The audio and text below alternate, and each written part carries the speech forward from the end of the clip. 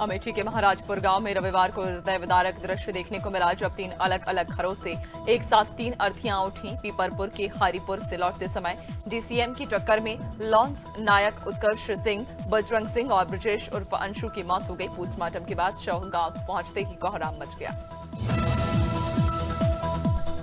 बिजनौर के नजीबाबाद क्षेत्र में ईवा हॉस्पिटल पर गंभीर लापरवाही के आरोप लगे हैं, जहां इलाज के दौरान 37 वर्षीय जचा कविता की मौत हो गई। परिजनों का आरोप है कि प्रसव पीड़ा बढ़ने पर भर्ती की गई कविता की हालत बिगड़ती रही, मगर डॉक्टर मौजूद नहीं थे और स्टाफ ने समय पर उपचार नहीं दिया। गुस्साए परिजनों ने अस्पताल के बाहर हंगामा किया। बिजनौर में कलयुगी बेटी की हरकत ने सबको हैरान कर दिया, जहां एक नशेड़ी युवक ने अपने मां बाप और छोटे बच्चों को कड़ाके की ठंड में आधी रात घर से बाहर निकाल दिया। पीड़ित परिवार आग जलाकर खुद को गर्म करता दिखा, जबकि उन्होंने आरोप लगाया कि बेटी ने मारपीट की। तुरंत कार्रवाई न होने से पीड़ित बेबस रहे। हालांकि पुलिस अब जांच की बात कह रही है। डबरा में NH 44 पर 3 अलग अलग स्थानों पर हादसे हुए, जिनमें एक अज्ञात वाहन ने बाइक सवार दंपति को टक्कर मार दी। मैनाचिनोर निवासी धर्मेंद्र शाक्य और कल्लू शाक्य दुर्घटना का शिकार हुए। 112 की मदद से दोनों को सिविल अस्पताल पहुंचाया गया, जहां डॉक्टरों ने धर्मेंद्र को गंभीर हालत में जिला अस्पताल रेफर किया, जबकि कल्लू को मामूली चोटें आईं। मुरना में 1 हफ्ते पहले हुई लूट के वांछित बदमाशों और पुलिस के बीच मुठभेड़ हो गई। 2 बदमाशों के पैर में गोली लगी, जबकि 3 साथियों को पुलिस ने घेराबंदी कर गिरफ्तार कर लिया। गैंग ने हाल ही में ग्राहक सेवा केंद्र संचालक को बंधक बनाकर कैश लूट लिया था। पुलिस ने 2 तमंचे, कारतूस, बाइक और 3 लाख रुपए बरामद किए।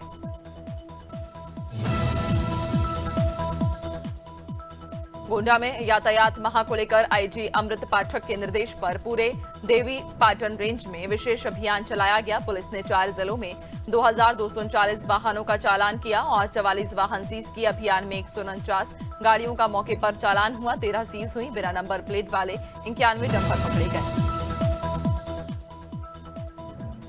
कानपुर के बिधुन क्षेत्र में माधा बाग के पास बाइक और डंपर की टक्कर में एक युवक घायल हो गया, लेकिन मौके पर मौजूद लोग वीडियो बनाने में ही उलझे रहे। इसी दौरान डीसीपी ट्रैफिक वहां पहुंचे और इंसानियत दिखाते हुए तुरंत घायल की मदद की। उन्होंने उसकी स्थिति देखकर मनोबल बढ़ाया और एस्कॉर्ट वाहन से अस्पताल पहुंचाया, जहां इलाज शुरू हुआ। कौशाम्बी में एक दिल दहला देने वाली घटना सामने आई, जहां रायपुर निवासी मीना देवी ने अपनी ही नाबालिग बेटी को यमुना नदी में धक्का देकर मौत के मुंह में धकेल दिया।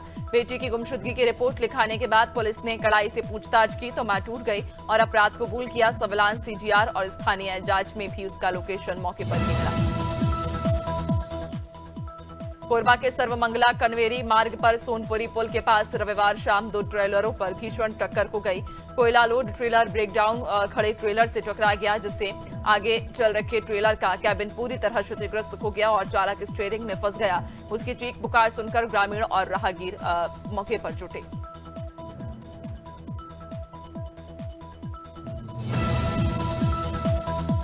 मुजफ्फरनगर के रियावली नगला जोड़ा मार्ग पर रतनपुरी थाना पुलिस की गोकशों से मुठभेड़ हो गई। भिड़ंत में एक गोकश के पैर में गोली लगी, जबकि कॉम्बिंग के दौरान 2 अन्य आरोपियों को भी गिरफ्तार कर लिया गया। तीनों आरोपी रियावली नगला गांव के निवासी बताए जा रहे हैं। इनके पास से तमंचे, कारतूस और गोकशी के उपकरण बरामद हुए।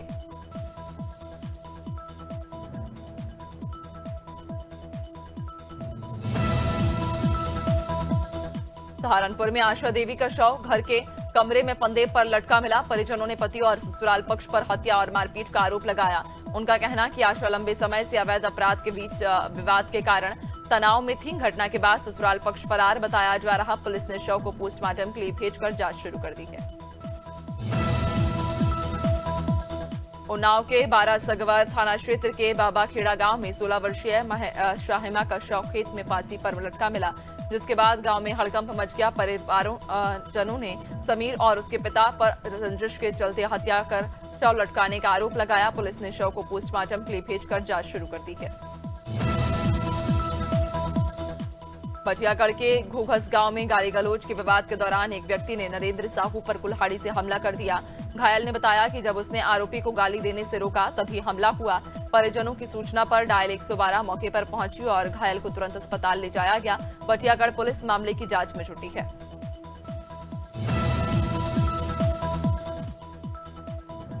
बटियागढ़ के खड़ेरी गांव में गाय के पड़ोसी के घर में घुसने पर 2 पक्षों में बड़ा विवाद हो गया। देखते ही देखते हिंसक झड़प में बदल गया।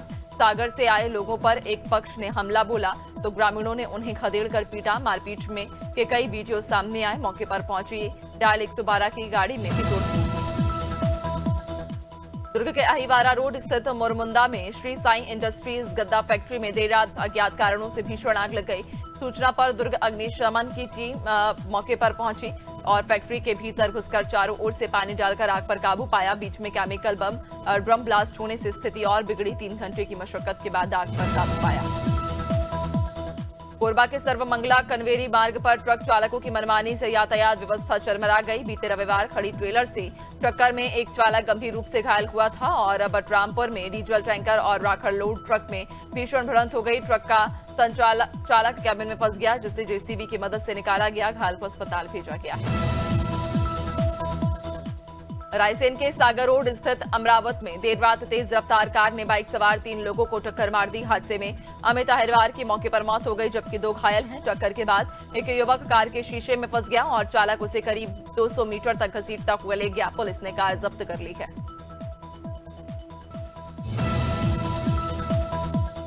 शहडोल के गोहपारू थाना क्षेत्र के अकुरी गांव में किसान मान सिंह गौड़ धान की गहाई के दौरान थ्रेशर मशीन की चपेट में आ गए। हादसा इतना भयानक था कि उनकी मौके पर मौत हो गई।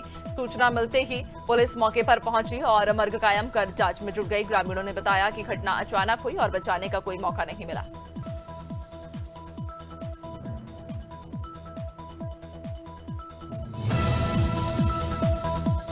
बलरामपुर में भ्रष्टाचार के खिलाफ सख्त कदम उठाते हुए पुलिस अधीक्षक विकास कुमार ने 2 आरक्षियों को सेवा से बर्खास्त कर दिया। बर्खास्त किए गए आरक्षी ध्रुव चंद और राजू यादव पूर्व में कोतवाली जरवा में तैनात थे। दोनों पर 4 सितंबर 2023 को एक युवक से अवैध वसूली का मामला दर्ज हुआ था, जिसकी जांच में आरोप सही पाए गए।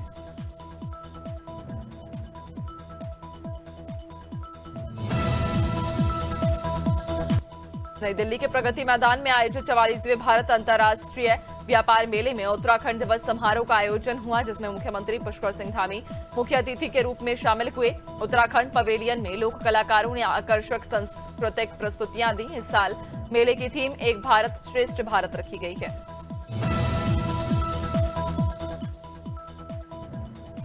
पर्यटन नगरी मसूरी में उस समय अफरा तफरी मच गई जब पिक्चर पैलेस बस स्टैंड से कुछ दूरी पर एक टैक्सी अचानक अनियंत्रित होकर निचली सड़क पर जा गिरी। जोरदार धमाके की आवाज सुनते ही अफरा तफरी मच गई। मौके पर पुलिस पहुंची, साथ ही जांच पड़ताल की जा रही है। आसपास लगे सीसीटीवी कैमरों की फुटेज भी खंगाली जा रही है।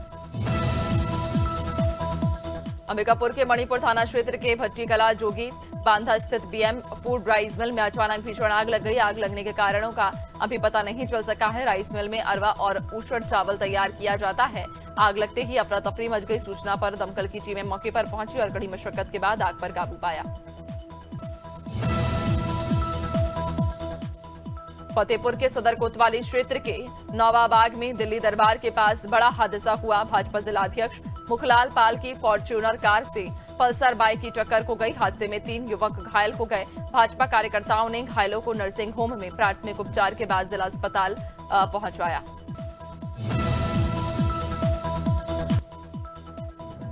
पीलीभीत में निरीक्षण के दौरान जिलाधिकारी ने मतदाताओं से संवाद किया। उन्होंने कहा कि मतदान फॉर्म भरते समय रंगीन passport size photo white background के साथ लगाएं। मोबाइल नंबर और माता पिता या दादा दादी का विवरण भी अवश्य दें।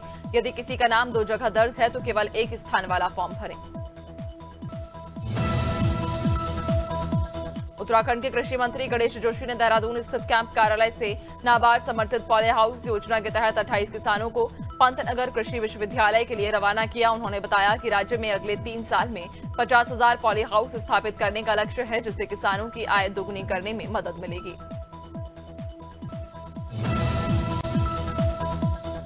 सेंसेक्स में आज 100 अंकों की तेजी दर्ज की गई और ये 85,300 के स्तर पर कारोबार करता दिखा। निफ्टी भी 50 अंक चढ़कर 26,100 पर पहुंच गया। बाजार में आईटी और बैंकिंग सेक्टर में अच्छी बढ़त देखने को मिली, जबकि एनर्जी और ऑटो शेयर दबाव में रखे। वहीं सुदीप फार्मा के आईपीओ का आज दूसरा दिन रहा। रिटेल निवेशक 25 नवंबर तक बोली लगा सकेंगे। बढ़ते टैक्स के चलते steel king Lakshmi Mittal Britain छोड़ने की तैयारी में है। द संडे टाइम्स की रिपोर्ट के अनुसार लेबर पार्टी सरकार अमीरों पर टैक्स बढ़ाने जा रही है, जिससे मित्तल ने दुबई शिफ्ट होने का फैसला लिया। दुनिया की दूसरी सबसे बड़ी स्टील कंपनी और सेलर मित्तल के मालिक मित्तल की कुल संपत्ति 15.4 अरब पाउंड और ब्रिटेन की शेयर बाजार में पिछले एक साल में उतार चढ़ाव भले रहा, लेकिन ब्लू चिप फंड्स ने निवेशकों को 17% तक का मजबूत रिटर्न दिया। विशेषज्ञ मानते हैं कि ये फंड बाकी स्कीम्स की तुलना में कम रिस्की होते हैं, क्योंकि इनमें 80% निवेश देश की टॉप 100 कंपनियां जैसे रिलायंस, HDFC बैंक, TCS और इन्फोसिस में किया जाता है। केंद्र सरकार ने के नए बेस कोड के 21 नवंबर 2025 से लागू होने के बाद कंपनियों को सैलरी स्ट्रक्चर बदलना होगा। अब बेसिक पे कुल सीटीसी का कम से कम 50% रखना अनिवार्य कर दिया गया है। इससे कर्मचारियों के पीएफ और ग्रेच्युटी में कंट्रीब्यूशन बढ़ेगा, लेकिन टेक होम सैलरी कम हो सकती है। एक्सपर्ट्स मानते हैं कि ये बदलाव लंबे समय में फायदेमंद होंगे।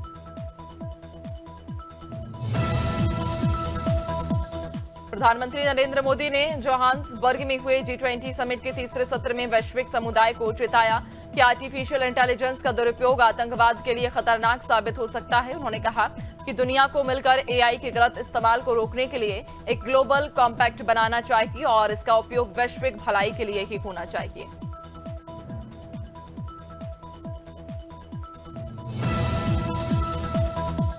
केंद्र सरकार के नए लेबर कोड लागू होने के बाद कर्मचारियों को कई बड़े फायदे मिलने शुरू हो गए। अब 5 साल का इंतजार खत्म कर किसी भी कंपनी में सिर्फ 1 साल काम करने पर ग्रेच्युटी का लाभ मिलेगा। सरकार ने ग्रेच्युटी की लिमिट भी बढ़ाकर 20 लाख रुपए कर दी, जो पूरी तरह टैक्स फ्री रहेगी। नए कोड करोड़ों कर्मचारियों को सुरक्षा और स्थिरता देंगे। भारत ने इतिहास रचते हुए पहला blind women's T20 world cup अपने नाम किया। कोलंबो में खेले गए फाइनल में टीम इंडिया ने नेपाल को 7 विकेट से हराया। टॉस जीतकर गेंदबाजी करते हुए भारत ने नेपाल को 20 ओवर में 114 रन तक रोका और बल्लेबाजों को सिर्फ एक बाउंड्री लगाने दी। जवाब में भारतीय टीम ने 12 ओवर में लक्ष्य हासिल कर लिया। साउथ अफ्रीका के खिलाफ वनडे सीरीज के लिए घोषित भारतीय टीम ने इंजर्ड शुभमन गिल और श्रेयस अय्यर और हार्दिक पांड्या शामिल नहीं। इस बार कप्तानी की जिम्मेदारी केएल राहुल संभालेंगे। करीब 9 महीने बाद रोहित शर्मा और विराट कोहली घरेलू मैदान पर इंटरनेशनल क्रिकेट खेलते नजर आएंगे। वहीं जसप्रीत बुमराह और मोहम्मद सिराज को आराम दिया गया। भारत के खिलाफ गुवाहाटी टेस्ट में साउथ अफ्रीका ने पहली पारी में 489 रन बनाए। सैनू और रन मथुसामी ने करियर का पहला टेस्ट शतक जमाया, जबकि मार्को यानसन 93 रन बनाकर आउट हुए। यानसन ने 7 छक्के लगाकर शाहिद अफरीदी की बराबरी कर ली। दूसरी ओर भारत ने दिन का खेल बिना विकेट खोए 9 रन पर खत्म किया। भारतीय शटलर लक्ष्य सेन ने ऑस्ट्रेलियन ओपन सुपर 500 खिताब जीतकर दमदार वापसी की। सिडनी में हुए फाइनल में उन्होंने जापान के युशी तनाका को 21-15, 21-11 से मात देकर मैच सिर्फ 38 मिनट में अपने नाम किया। जीत के बाद लक्ष्य ने कानों पर उंगलियां रखकर जश्न मनाया। पेरिस ओलंपिक में चौथा स्थान मिलने के बाद उनकी एशिया कप राइजिंग स्टार 2025 का फाइनल सुपर ओवर तक पहुंचा और रोमांच की पराकाष्ठा पर पाकिस्तान ने बांग्लादेश को हराकर खिताब अपने नाम कर लिया। मैच में दोनों टीमें 125 रन पर सिमटी, लेकिन सुपर ओवर में पाकिस्तान ने सिर्फ 4 गेंदों में 7 रन का लक्ष्य हासिल कर लिया। दूसरी ओर एक और बड़ी खबर, मैच के दौरान गुस्से में ऋषभ पंत ने कुलदीप। बॉलीवुड एक्ट्रेस श्रद्धा कपूर अपनी नई फिल्म ईथा की शूटिंग के लिए दौरान चोटिल हो गईं और अब उन्होंने खुद एक वीडियो जारी कर फैंस को हालत अपडेट दिया। श्रद्धा ने पैर में बंधा प्लास्टर दिखाते हुए मजाकिया अंदाज में कहा कि वो टर्मिनेटर बनकर घूम रही हैं। उन्होंने बताया कि मसल्स में चोट है, लेकिन थोड़े रेस्ट से ठीक हो जाएंगी। टीवी एक्ट्रेस अंकिता लोखंडे ने अपने भतीजे अद्वैत के अन्नप्राशन की तस्वीरें साझा की, जो सोशल मीडिया पर तेजी से वायरल हो रही। पारंपरिक लुक में सजी अंकिता फैमिली फंक्शन में बेहद खूबसूरत दिखी। तस्वीरों में वो भतीजे को गोद में लेकर प्यार जताती नजर आईं। फैंस ने कमेंट कर प्यार लुटाया और मजाक में लिखा, अब आपकी बारी।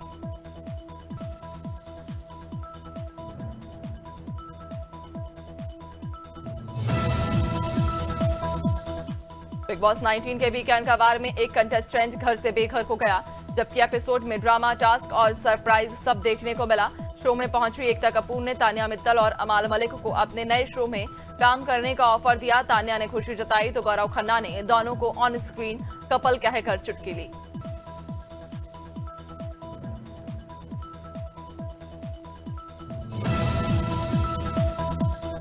शिल्पा शेट्टी ने एक बार फिर सोशल मीडिया पर अपने ग्लैमरस लुक से तहलका मचा दिया। इस बार एक्ट्रेस मॉडर्न वाइब में रेट्रो चार्म फ्लॉन्ट करती नजर आई। ट्यूब टॉप डिजाइनर ब्लाउज और धोती स्टाइल साड़ी में शिल्पा ने ऐसी अदाएं दिखाई कि फैंस उन्हें गॉर्जियस लेडी कहने लगे। फिल्मों से दूर रहकर भी शिल्पा का स्टाइलिश अंदाज लगातार सुर्खियां बटोर रहा। मुंबई में आयोजित ग्लोबल पीस ऑनर्स 2025 में फिल्मी सितारों और राजनीतिक हस्तियों ने एक साथ शिरकत की। कार्यक्रम में 26/11 और पहलगाम हमले के पीड़ितों को श्रद्धांजलि दी गई। इसी दौरान शंकर महादेवन ने हिंदुस्तानी गीत गाकर माहौल देशभक्ति से भर दिया। वायरल वीडियो में रणवीर सिंह, नीता अंबानी को विनम्रता से स्टेज तक ले जाते। अडल्ट कॉमेडी फ्रेंचाइजी मस्ती 4 ने रिलीज के तीसरे दिन यानी संडे को शानदार उछाल दिखाया। फरहान अख्तर की 120 बहादुर और अजय देवगन की दे दे प्यार दे 2 जैसी फिल्मों से टक्कर के बावजूद दर्शक इसे खूब पसंद कर रहे। क्रिटिक्स से मिले जुले रिव्यू के बीच फिल्म ने 3 दिनों में कुल 8.50 करोड़ रुपए कमा लिए और ग्रेट ग्रैंड मस्ती की आधी कमाई पार कर ली। महिला क्रिकेट स्मृति मंदाना और म्यूजिक डायरेक्टर पलाश मुच्छाल की सांगली में होने वाली शादी उनके पिता श्रीनिवास मंधाना की तबीयत बिगड़ने के कारण टाल दी गई और मंधाना फार्म हाउस में मेहंदी और संगीत की रस्में हुई। रविवार दोपहर शादी शुरू होने से पहले ही उनके पिता को प्राइवेट हॉस्पिटल में भर्ती कराया गया। राजस्थान में उत्तरी हवाओं के कमजोर होने और पश्चिमी हवाओं के प्रभाव से सर्दी में कमी दर्ज की गई। 6 शहरों को छोड़कर सभी स्थानों पर न्यूनतम तापमान 10 डिग्री या उससे ऊपर रहा, जबकि कई जिलों में स्मॉग का असर जारी। मौसम केंद्र जयपुर ने अगले 4 से 5 दिनों तक तापमान में खास बदलाव न होने की संभावना जताई। मध्य प्रदेश में अगले 5 दिनों तक शीतलहर से राहत तो मिलेगी, लेकिन सुबह घना कोहरा छाया रहेगा। भोपाल में 15 दिन चली कोल्ड वेव के बाद मौसम विभाग ने सुरक्षित ड्राइविंग, स्वास्थ्य और फसलों को लेकर एडवाइजरी जारी की। हिमाचल, उत्तराखंड और जम्मू कश्मीर के समय से पहले हुई बर्फबारी के चलते बर्फीली हवाओं ने एमपी को भी प्रभावित किया। रायपुर, दुर्ग समेत प्रदेश के अधिकांश जिलों में पिछले 3 दिनों में न्यूनतम तापमान 1 से 2 डिग्री तक बढ़ा, जबकि दुर्ग में ये 10 डिग्री सेल्सियस से बढ़कर 14.2 डिग्री सेल्सियस और रायपुर में 13 डिग्री सेल्सियस से 16.4 डिग्री सेल्सियस पर पहुंच गया। मौसम विभाग के अनुसार अगले 2 दिन बदलाव नहीं होगा, लेकिन उसके बाद पारा 2 से 3 डिग्री गिर सकता है। अचानक ठंड बढ़ने से उत्तर प्रदेश में ठंडी हवाओं ने सर्दी बढ़ा दी है। बरेली, वाराणसी, जौनपुर समेत कई शहरों में घना कोहरा छाया, जबकि बरेली में विजिबिलिटी 0 दर्ज हुई। मुजफ्फरनगर 9.4 डिग्री के साथ सबसे ठंडा रहा। इटावा, मेरठ, अयोध्या सहित कई जिलों में पारा 10 डिग्री तक पहुंच गया। कोहरे के चलते वाहन चालकों को लाइट जलाकर चलना पड़ा। हरियाणा में ठंड का असर बढ़ते हुए न्यूनतम तापमान लगातार गिर रहा। हिसार 7.4 डिग्री के साथ सबसे ठंडा शहर रहा, जबकि 11 जगहों पर तापमान इससे भी कम दर्ज हुआ। मौसम विशेषज्ञ के अनुसार अगले 3 से 4 दिन ठंडी इसी तरह रहेगी। इसके साथ 27 नवंबर से बादल छाने से दिन का तापमान और गिर सकता है। नमी बढ़ने के चलते सुबह पंजाब और चंडीगढ़ में मौसम शुष्क बना हुआ, जहां दिन और रात के तापमान में गिरावट दर्ज की गई। औसत अधिकतम तापमान 0.1 डिग्री सेल्सियस गिरकर सामान्य के करीब पहुंचा, जबकि बठिंडा सबसे गर्म और आदमपुर 6 डिग्री सेल्सियस न्यूनतम तापमान के साथ सबसे ठंडा रहा। कुछ स्थानों पर हल्का कोहरा भी देखा गया।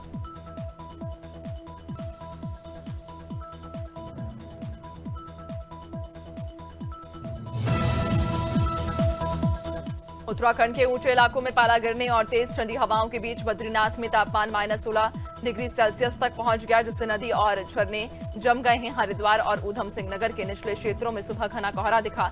मौसम विभाग ने सोमवार को पूरे राज्य में मौसम शुष्क रहने और मैदानी क्षेत्रों में सुबह कुहासा बने रहने की संभावना जताई।